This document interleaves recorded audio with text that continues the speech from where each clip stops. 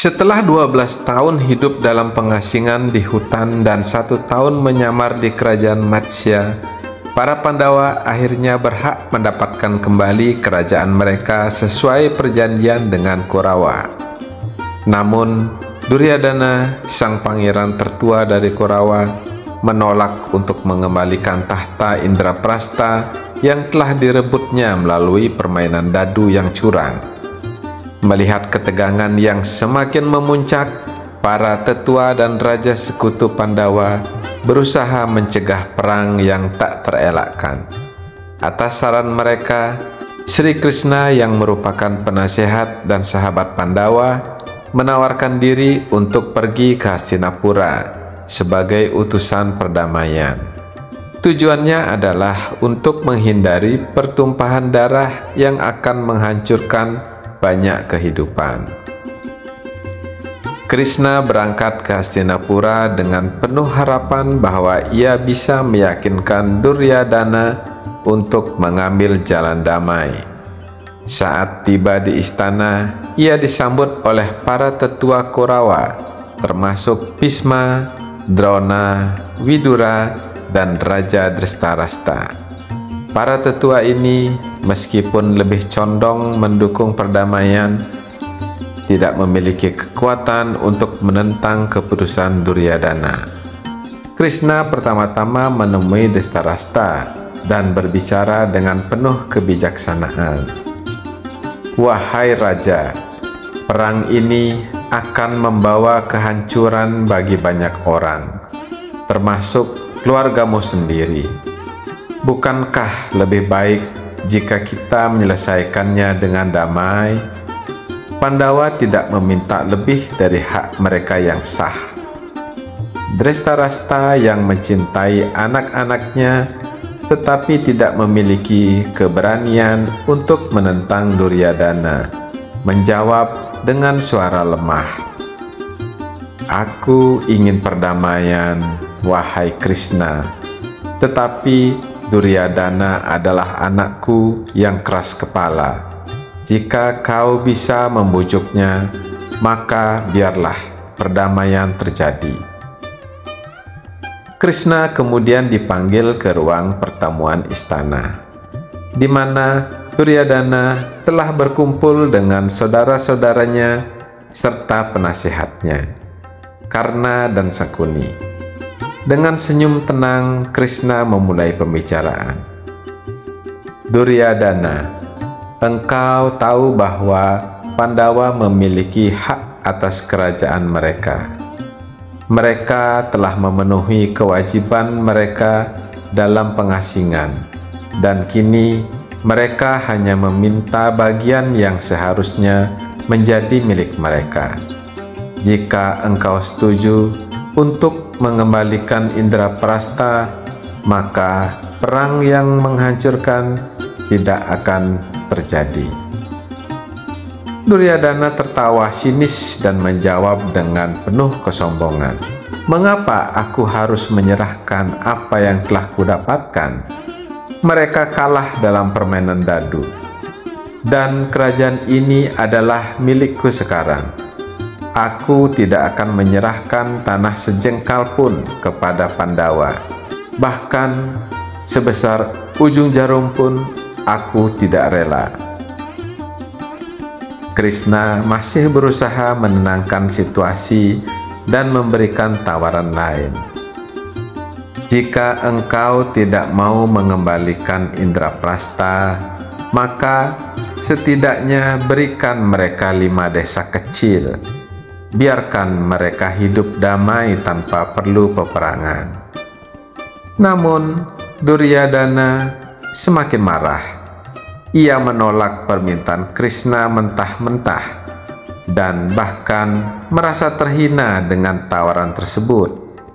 Ia berdiri dari singgasananya dan berkata dengan tegas, "Aku tidak akan memberikan apapun kepada mereka. Pandawa harus tunduk atau bersiap menghadapi perang." Melihat Duryodhana yang tetap keras kepala, Krishna menyadari bahwa perang tidak dapat dihindari. Namun, sebelum meninggalkan Hastinapura, ia memberikan peringatan kepada Duryodhana. Keangkuhanmu akan membawa kehancuran bagi dirimu dan keluargamu. Engkau mungkin memiliki pasukan yang kuat, tetapi Dharma berada di pihak Pandawa. Saat perang tiba, engkau akan menyesali keputusannya hari ini. Duryodhana yang murka tidak hanya mengabaikan peringatan Krishna, tetapi bahkan berencana untuk menangkapnya. Ia diam-diam memerintahkan para prajuritnya untuk mengepung ruangan dan menangkap Krishna agar Pandawa kehilangan sekutu utama mereka. Namun, sebelum rencana itu terlaksana, Krishna menunjukkan wujud aslinya sebagai Wiswarupa, manifestasi universalnya yang agung. Cahaya ilahinya menyinari seluruh ruangan, membuat semua orang di sana gemetar ketakutan, termasuk Duryodhana. Melihat keagungan Krishna, para tetua seperti Bhisma dan Widura bersujud dengan hormat, sementara Duryodhana hanya bisa menelan kemarahannya. Setelah itu, Krishna pergi dari Hastinapura, meninggalkan Kurawa dengan nasib mereka sendiri. Setelah Krishna meninggalkan Hastinapura, keputusan untuk berperang telah ditetapkan. Kedua pihak, Pandawa dan Kurawa, mulai mengumpulkan sekutu dan membentuk strategi. Pandawa yang didukung oleh Krishna, Drupada, Matsya, dan raja-raja sekutu lainnya segera mengerahkan pasukan mereka. Sementara itu, Duryodhana yang masih percaya diri dengan kekuatan tentaranya meminta bantuan dari raja-raja besar seperti Bagadatta dari Pragyostisa, Salya dari Madra, dan terutama panglima besar mereka, Bhisma. Namun, sebelum perang benar-benar dimulai, ada satu peristiwa penting yang akan menentukan arah peperangan, yaitu pertemuan antara Arjuna dan Krishna di medan Kurukshetra, yang kemudian dikenal sebagai Bhagavad Gita. Ketika kedua belah pihak sudah berbaris di medan perang Kurukshetra, Arjuna yang menjadi ksatria utama Pandawa mulai merasa ragu. Ia melihat di seberang medan perang banyak saudara, guru, dan tetua yang dulu dihormatinya, seperti Bhisma, Drona, dan bahkan teman-temannya sendiri yang kini berada di pihak Kurawa. Dengan hati yang penuh dilema, Arjuna menurunkan busurnya Gandiva dan berkata kepada Krishna yang menjadi kusir keretanya, "Wahai Krishna, bagaimana aku bisa bertarung melawan orang-orang yang kucintai? Aku lebih baik mati daripada membunuh mereka." Melihat Arjuna yang penuh keraguan, Krishna tersenyum dan mulai memberikan wejangan yang kelak dikenal sebagai Bhagavad Gita. Ia menjelaskan bahwa pertama, Dharma harus ditegakkan. Perang ini bukan sekadar perebutan tahta, tetapi pertempuran antara kebenaran dan kejahatan. Jika Arjuna tidak bertarung, maka ketidakadilan akan menang. Kedua, Atman atau jiwa itu kekal. Krishna mengajarkan bahwa jiwa seseorang tidak pernah mati, hanya tubuh fisiknya yang musnah. Oleh karena itu, Arjuna tidak benar-benar membunuh siapapun. Yang ketiga, melakukan kewajiban tanpa terikat pada hasil. Arjuna harus bertarung, karena itu adalah tugasnya sebagai seorang ksatria, bukan karena menginginkan kemenangan atau kekuasaan. Mendengar ajaran Krishna, Arjuna pun kembali teguh dalam tekadnya.